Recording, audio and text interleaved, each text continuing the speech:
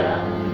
आतापर्यंत माझ्या जीवनात आनंद आणि आनंद देण्यासाठी तू सिद्ध झाला आणि त्यात तुझ्या कृपाशीर्वादाने रे भगवंता या आनंदाच्या डोलत्या डोलाऱ्या डोलण्यासाठी प्रियदर्शनी तत्पर होती. कुठल्याही गोष्टीची नोंदता आजपर्यंत या प्रियदर्शनीला केव्हाही बघून दिलीच नाही.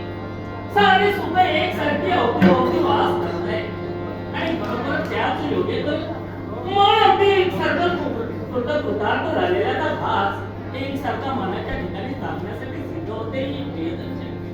तरी सुद्धा या एकांत वासात असताना सहज अगदी गतकाळाच्या आठवणी एकसारख्या उजाळा देत आहेत रे भगवंत.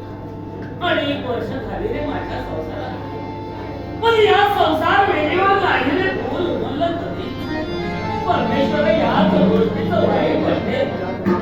एका लग्न झालेल्या स्त्रीला ते सुख असतं ज्या सुखासाठी एकसारखी आसुरलेली असते ते आणि त्याच सुखापासून एक प्रियदर्शनी अनेक वर्ष परमेश्वरावरच्या ठेवण्यासाठी जीवनात परमेश्वरा मला धन दौलत दागिने वस्त्र अलंकार याचे पेक्षाही प्रिय असणार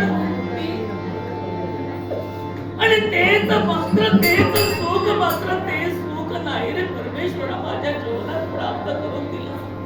आणि म्हणून एक प्रियदर्शनी एकसारखे एकांतात खचून जाते रे भगवंता, खचून जाते. सारी सुख असून ती सारी सुख तुझ्या वाटते या काशी माझे महाराणी असल्या कारणाने एकसारखे आनंदी आणि आनंदीमय जीवन जगते का? तर माझ्या स्वभावाचं नवीन राज जगते येते आणि जर का अशा अधोवदनानं जर का त्यांच्या सामोरे जाण्यासाठी प्रियदर्शनी तत्पर झाली त्यांच्या मनावर काय परिणाम होणार याची जाणीव या प्रियदर्शनीला होते.